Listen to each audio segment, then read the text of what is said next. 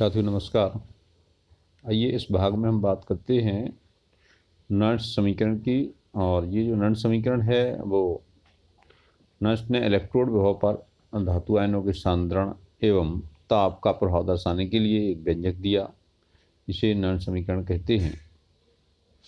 यानी जैसा कि आप जानते हैं जो विद्युत रासायनिक श्रेणी है उसमें जो अपचयन विभव दिए हैं वो मानक परिस्थितियों में ज्ञात किए अपचयन विभव दिए हैं, यानी मानक अपचयन विभव में दिए हैं। लेकिन व्यवहार में मानक स्थिति हर समय संभव नहीं होती है, इसलिए विभिन्न ताप दाब पर और विभिन्न सांद्रण पर सेल बनाए जाते हैं। उनके इलेक्ट्रोड विभव की जानकारी आवश्यक होती है। तो अलग अलग अलग ताप और अलग सांद्रण पर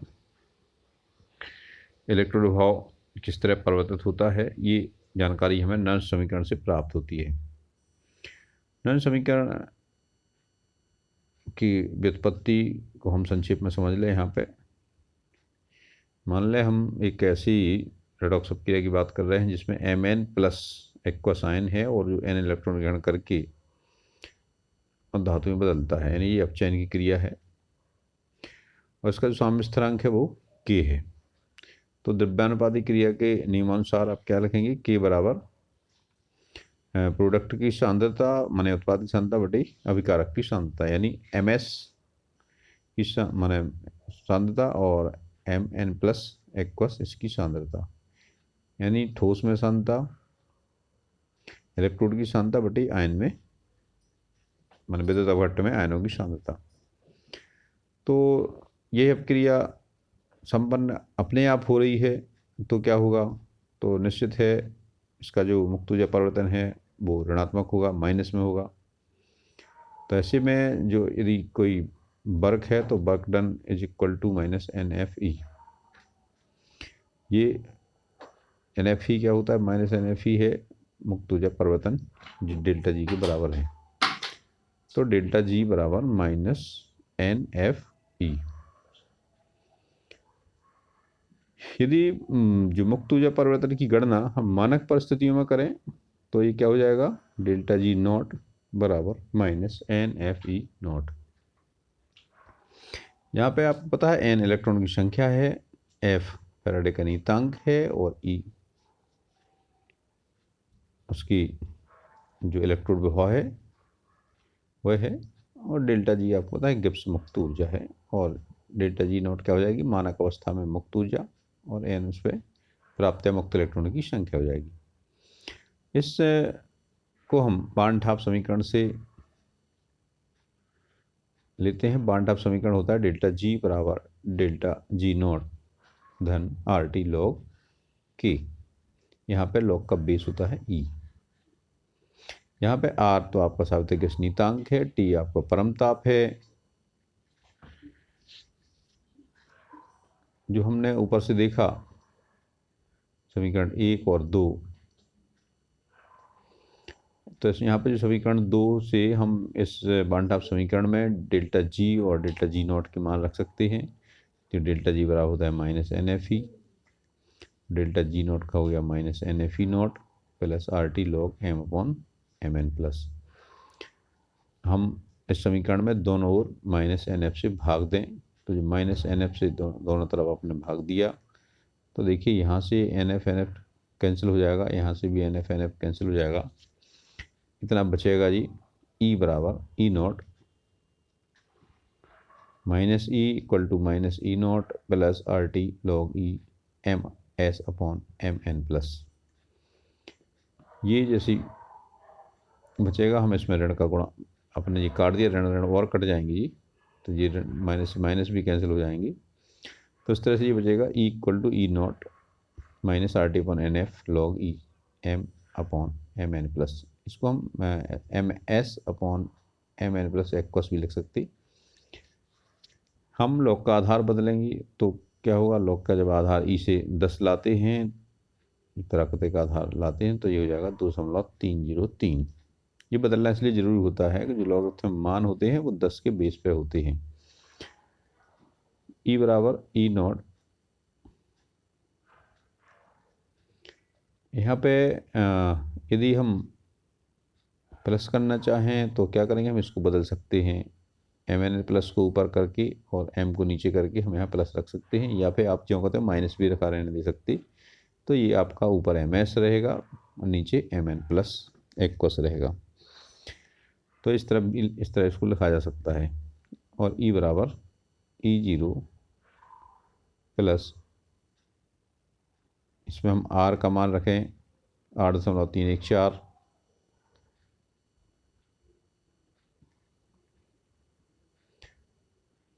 कैलोरी पर मोल, और उसका जो कूलाम, मुझे फैराडे का नहीं था कि ऐप का मान रखें 96,500 कूलाम पर मोल। तो इससे जो कैलकुलेशन करने पर जो मान आता है वो आता है 0.0591। तो ये मान रख के हम ये समीकरण आप निकाल सकते हैं। इस समीकरण की सहायता से हम किसी भी इलेक्ट्रोड का इलेक्ट्रोड भाव ज्ञात कर सकते हैं। यहाँ पे जो ms यानी जो सॉलिड होता है उसका जो कंसंट्रेशन है यानी उसकी सांद्रता को 1 मान लेते हैं ठोस की, तो यहाँ पे ms की जगह 1 रख देते हैं। तो ये इस तरह समीकरण इसका रूप यही बन सकता है, E बराबर E0 plus 0.0591/n log 10 mn plus. या फिर इसको हम ऐसे ही लिखा रहने दे सकते हैं,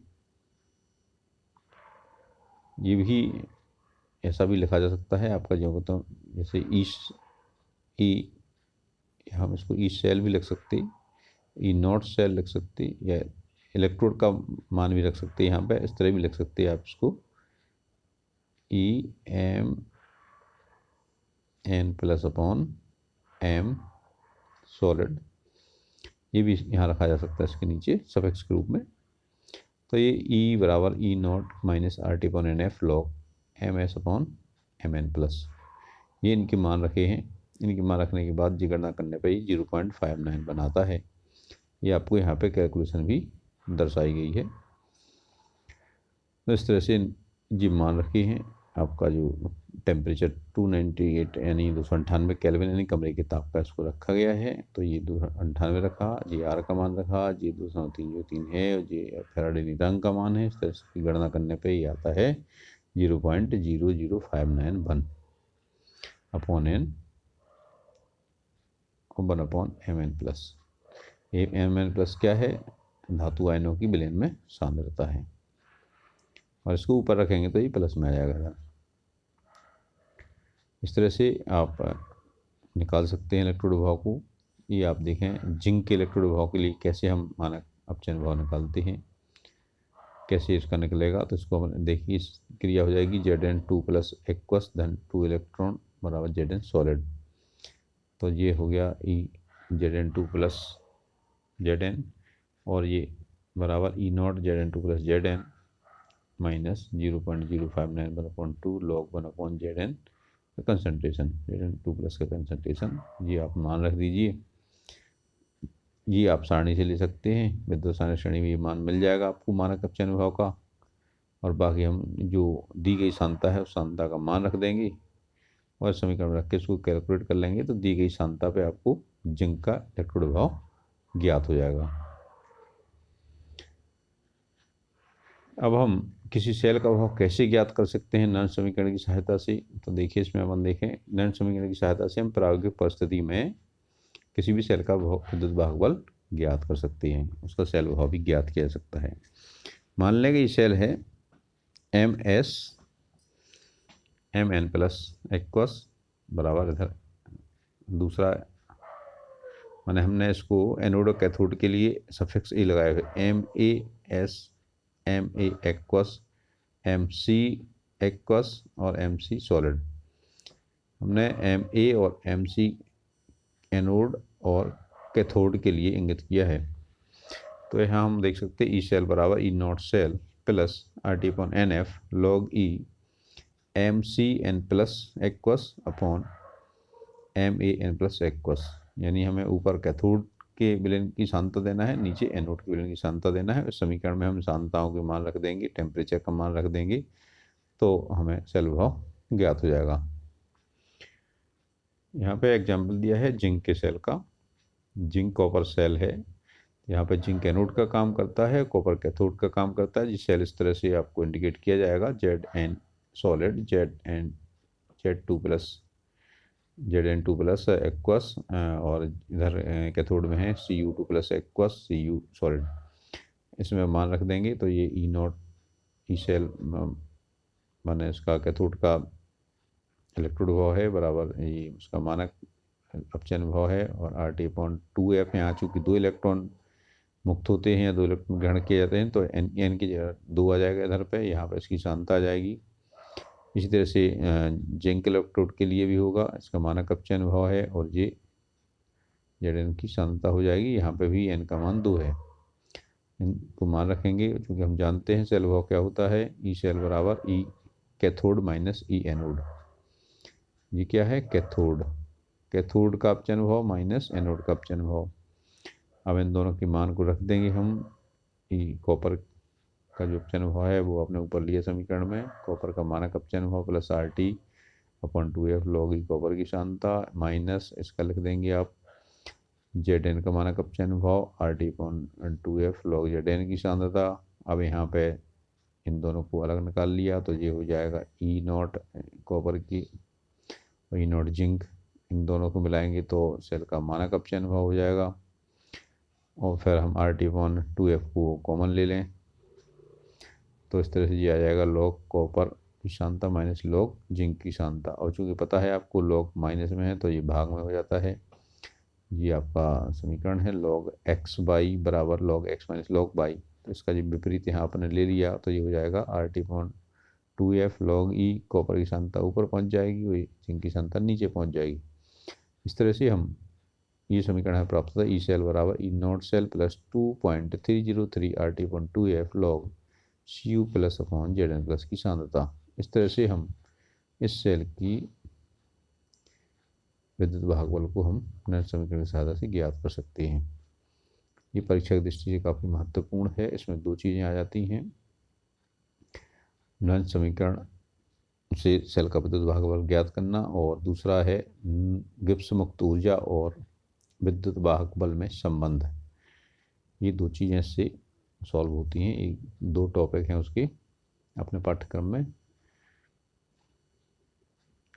अब हम नल समीकरण से साम्यावस्था स्थिरांक भी ज्ञात कर सकते हैं। जैसे हम उदाहरण के लिए जिंक कॉपर सेल की बात करें तो इसके लिए हम बंद परपथ में यह क्रिया इस तरह हो जाएगी, जिंक सॉलिड से जिंक आयन बनता है और कॉपर आयन से कॉपर सॉलिड बनता है, यानी जिंक इलेक्ट्रॉन त्यागता है, कॉपर इलेक्ट्रॉन ग्रहण करता है। यहाँ पे एक रेडॉक्स क्रिया हो रही है और यदि हम एक उस मिलन करेंगे तो धीरे धीरे विभव कम हो जाएगा और ये शून्य पे पहुंच जाएगा। अर्थात जो क्रियाकारी मिश्रण है उसमें कॉपर के आयन की और जिंक आयन की सांद्रता स्थिर हो जाएगी और क्रिया रुक जाएगी। ऐसे में जो आपका रेडॉक्स रिएक्शन है वो इस तरह है। और हम यदि इसमें द्रव्यानुपाती क्रिया का नियम लगाएं तो Kc यानी जो साम्यावस्था स्थिरांक है इकाई के बराबर होगा उत्पाद की सांद्रता यानी Zn2 प्लस और Cus की सांद्रता बटे अभिकारक की सांद्रता यानी Zn प्लस Zns और Cu2 प्लस की सांद्रता। चूँकि Cus यानी सॉलिड इसकी सांद्रता 1 होती है, Zns इसकी सांद्रता 1 होती है, एक दूसरे से कैंसिल हो जाएंगी। तो ऊपर बचेगा Kc बराबर Zn2 प्लस की सांद्रता बटे कॉपर 2 प्लस की सांद्रता। और हम इसको नल समीकरण में रख देते हैं। ये आ जाएगा ई सेल बराबर E naught cell minus 2.303/2F RT log Zn2 plus की सांद्रता अपॉन Cu2 प्लस की सांद्रता। इसकी जगह पे हमने क्या रख दिया, Kc। और जब साम्यावस्था में क्रिया रुक जाती है तो सेल का विभव क्या हो जाएगा, ये भी 0 हो जाएगा। तो इन दोनों जगह पे यहाँ पे हमने 0 रख दिया और यहाँ पे हमने K रख दिया। तो 0 बराबर E naught cell minus 2.303 RT/2F log Kc।